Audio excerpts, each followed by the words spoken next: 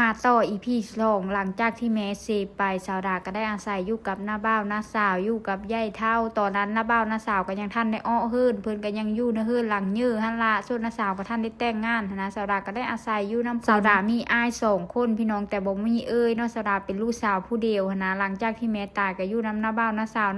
วก็พากันเฮ็ดไร่เฮ็ดนาล่ะพี่น้องแต่ว่าน้าบ่าวสาวดานะเพิ่นได้แต่งเมมาอยู่เฮิรนเนาะมาเฮ็ดไร่เฮ็ดนาอยู่เฮิรนโซนหลายฮีตของประเพณีบ้านสาวดานะถ้าผู้เลิกเป็นลูกชายหรือว่าเป็นผู้ชายเนี่ยสิเอาเมมาอยู่เฮิรนส่วนผู้หญิงเนี่ยสิเมื่ออยู่เฮิรนผูแบบนี้ล่ะส่วนน้าสาวก็ถ้าเพิ่นแต่งงานเพิ่นสิออกไปอยู่เฮิรนผูแต่ว่าเพิ่นท่านได้แต่งตอนนี้ก็อยู่นำน้าบ่าวไปก่อนสาวดามาอยู่เฮิรนน้าบ่าวใหม่ๆก็ยังปรับตัวบ่ได้เพราะว่าแต่ก่อนอยู่นำแม่นะกินเผ็ดกินเพิ่นเลยก็บ่ค่อยกินเพราะว่าแม่เอาใจนะพี่น้องพอแต่มาอยู่นำน้าบ่าวน้าสาวเพิ่นก็ต้องเฮาก็ต้องปรับตัวต้องกินตามลูกเพิ่นแล้วเพราะว่าสาวดากับลูกสาวน้าบ่าวก็ไล่เลกันเนาะกดอันเกิดกันก็บ่ลืนกันประมาณปี2 ปีประมาณนี้ล่ะก็พอดีเป็นหมู่เป็นครูตอนที่สาวดายังบ่ทันได้มาอยู่เฮิรนน้าบ่าวเฮิรนกันน้าบ่าวก็มีอยู่ประมาณ 7-8 คนแล้วเพราะว่าครอบครัวน้าบ่าวก็4แล้วก็โบกทั้งยายเฒ่าก็1แล้วก็โบกน้าสาวไปอีกก็1ก็เป็น 5-6 คนแล้วเพราะนั้นสาวดากับอ้ายมาอยู่นำอีสองก็เป็น11 คนพี่น้องบ่ได้เลยว่าตอนนั้นคือครอบครัวใหญ่เฮ็ดหน้าแต่ละปีเกือบเข้าบ่พอ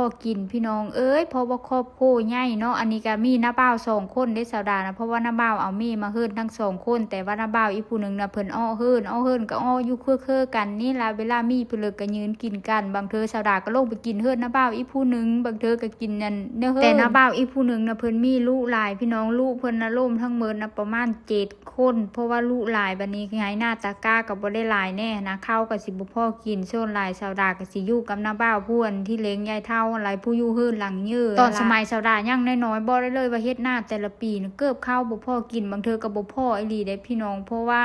คนหลายนะสมัยบ้านเฮาบ้านนอกส่วนหลายเพิ่นสิบ่เน้นกับข้าวกับน้ำเพิ่นสิเน้นแต่ข้าวเนาะพี่น้องข้าวนี่เนี่ยเฮ็ดแต่ละปีนี่80 กระสอบ100 กระสอบก็ยังบ่พอถ้าครอบครัวใหญ่นะเพราะว่าครอบครัวสาวดาก็ถือว่าใหญ่เติบแต่ว่าตอนนั้นอ้ายสาวดาก็เริ่มใหญ่เริ่มเป็นผู้บ่าวแล้วเพิ่นก็สิออกจากบ้านส่วนอ้ายผู้นึงเพิ่นก็โบสถ์ไปอยู่วัดพี่น้องโบสถ์หาแม่ตั้งแต่แม่เสียเพิ่นก็โบสถ์เลยหันนะโบสถ์หลายๆปีก็เลยบ่ได้คอยมาอยู่เฮิรนเพิ่นเลยส่วนอ้ายสาวดาน่ะอ้ายอีผู้นึงก็ไปเฮ็ดงานอยู่เวียงจันทน์แล้วก็ไปเฮ็ดงานเวียงจันทน์แล้วก็ไปอยู่มาเพิ่นก็สิไปกรุงเทพตอนนั้นสาวดาก็ยังน้อยแห้งได้พี่น้องเพราะว่าจื้อเพิ่นเลยก็บ่ได้หลายส่วนหลายกับเขาน้าสาวเราสู่ฟังแล้วเขาอีป้าเขาอ้ายเราเฮาฟังหลายกว่าหั่นนะเพราะว่าเฮาก็ยังน้อยหั่นนะจื้อเพิ่นเลยก็บ่ได้พอแต่สาวดามาอยู่น้อยนึงสาวดาก็เริ่มติดน้าสาวเด้พี่น้องเพราะว่าไปสิเลิกกับน้าสาวเอานะเพราะว่านั้นก็เริ่มติดน้าสาวพอแต่น้าสาวไปแอ่นบ้าวล่มบ้าวเพิ่นเลยก็ไปนั่งเฝ้าน้าสาวอยู่หั่นพี่น้องว้าวเพิ่นเลยมาแอ่นก็คิดว่าสาวดานี่เป็นลูกน้าสาวแล้วนะสมัยแต่เก้าบ่ผู้บ่าวมาแอ่นผู้สาวบ่ได้คือสมัยนี้ได้พี่น้องไปแอ่นอยู่เฮิรนซื้อน้ำมันตะเกาะตะเก